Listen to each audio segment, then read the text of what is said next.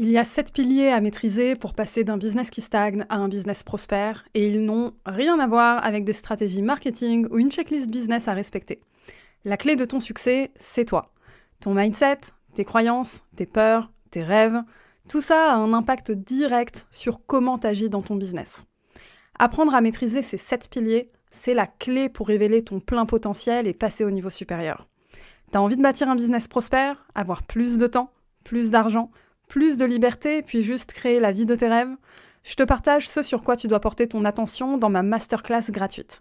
Plus besoin de dépenser tes efforts dans des choses qui comptent pas vraiment, tu sauras enfin sur quoi travailler pour avoir des résultats long terme. Le lien est disponible dans la description de l'épisode ou dans ma bio Instagram @thinkwithfarah. T'es à un clic de découvrir la formule dont personne ne parle et qui pourtant est essentielle à bâtir un succès stable et durable. Inscris-toi vite, puis bonne écoute pour l'épisode du jour. Hello, moi c'est Farah de Think with Farah. Je suis consultante en stratégie digitale et j'aide mes clients à penser leur business de façon holistique avec une approche analytique, stratégique et créative. Discutons ensemble des solutions concrètes pour optimiser votre business et le faire boomer.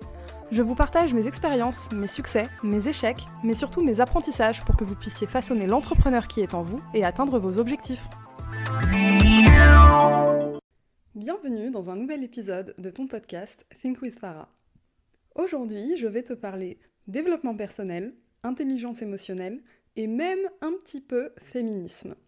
Oui, on ne fait pas souvent le lien entre féminisme et entrepreneuriat, mais dans le cadre du développement personnel, tu vas voir, pour moi, c'est très important. En fait, ce sujet, il est né de la discussion que j'ai eue avec un ami, et la conclusion que j'ai eue, c'est que le développement personnel sans intelligence émotionnelle, ça ne sert à rien. Alors tu te diras, ok, mais quel est le rapport avec le féminisme ? T'inquiète, je vais y venir. Mais d'abord, j'aimerais te parler de la discussion que j'ai eue avec cet ami-là. En fait, la discussion, c'était une critique sur le développement personnel tel qu'on le connaît aujourd'hui. On a pris notamment l'exemple du livre Miracle Morning. Je t'en ai déjà parlé dans un épisode. Tu dois savoir que je n'aime pas du tout ce livre. Alors, c'est pas vraiment le livre en lui-même que je n'aime pas, c'est l'approche.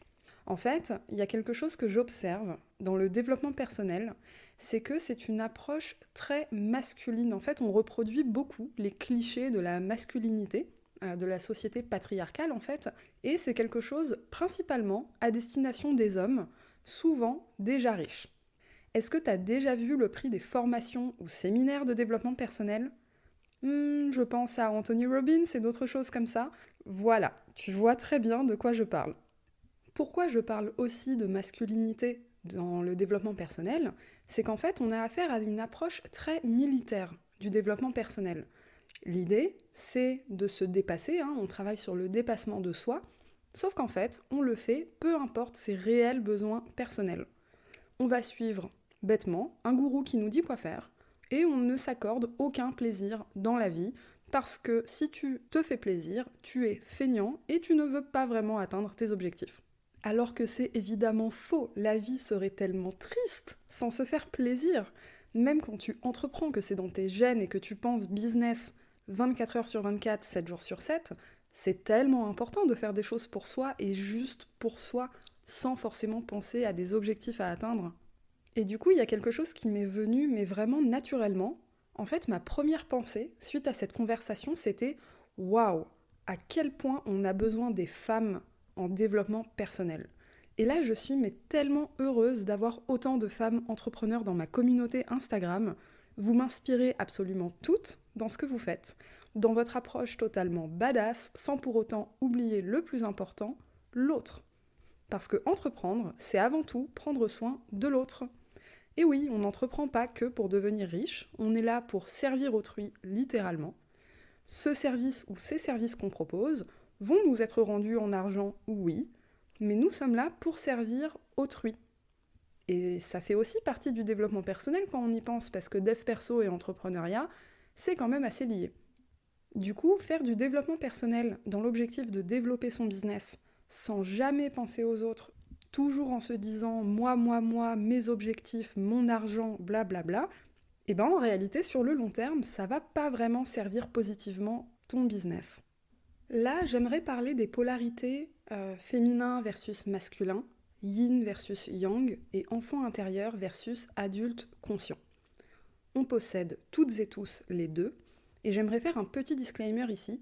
Quand je parle des femmes, qu'on a besoin de femmes en développement personnel, etc., en réalité, je parle surtout de l'archétype féminin. Féminin versus masculin, ça n'a rien à voir avec le genre, en réalité.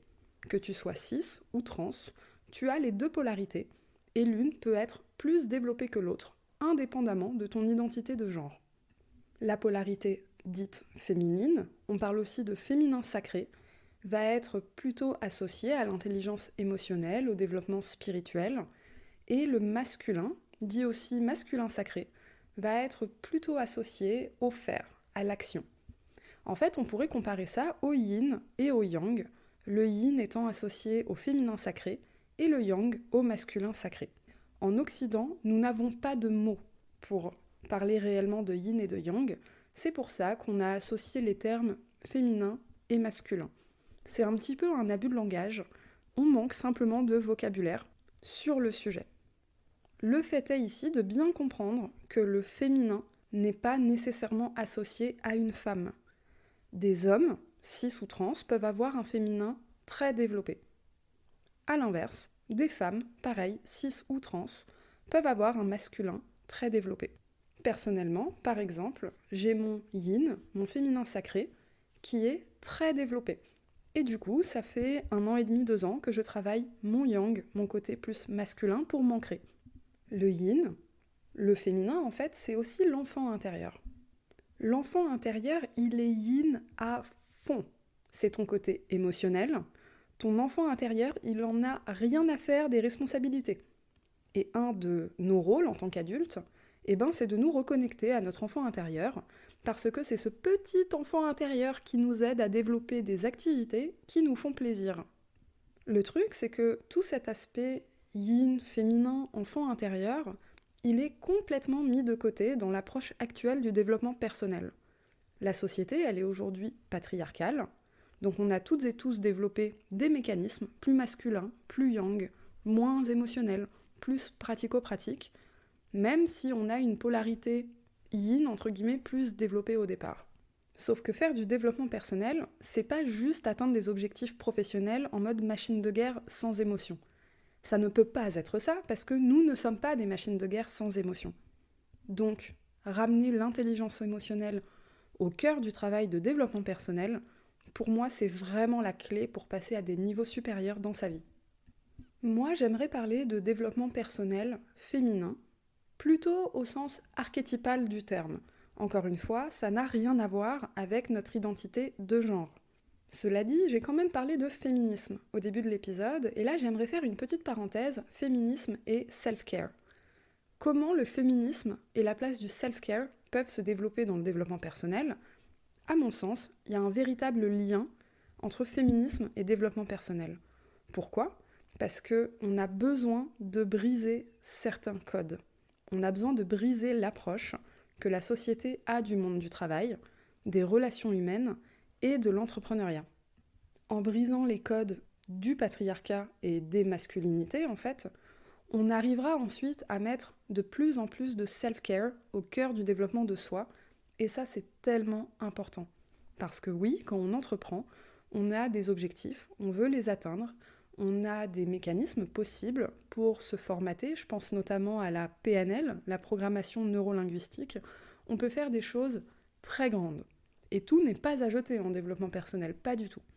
Mais c'est important d'avoir un peu de recul et de se dire ok, il y a des choses dedans qui sont très très bien, mais c'est aussi peut-être pas suffisant en fait. Il manque un truc. Le truc qui manque, c'est l'approche féminine en fait. L'approche yin, l'approche émotionnelle. Donc en fait, ce que j'ai envie de dire, c'est que là l'intérêt c'est de choper le meilleur des deux mondes pour réussir à se développer, à la fois son yin et à la fois son yang. Voilà, on arrive à la fin de cet épisode. J'espère qu'il t'aura plu ou qu'il aura au moins ouvert une fenêtre de réflexion sur le sujet. J'aimerais beaucoup avoir l'avis de mes auditeurs masculins sur le sujet, donc n'hésitez pas à m'envoyer un message sur Instagram pour en parler, en toute bienveillance évidemment. Quant aux femmes, vous êtes fortes, vous êtes puissantes, et vous êtes aussi sensible et douce. C'est toute la beauté d'être un être humain complet et complexe. Merci pour ton écoute. J'ai adoré enregistrer cet épisode.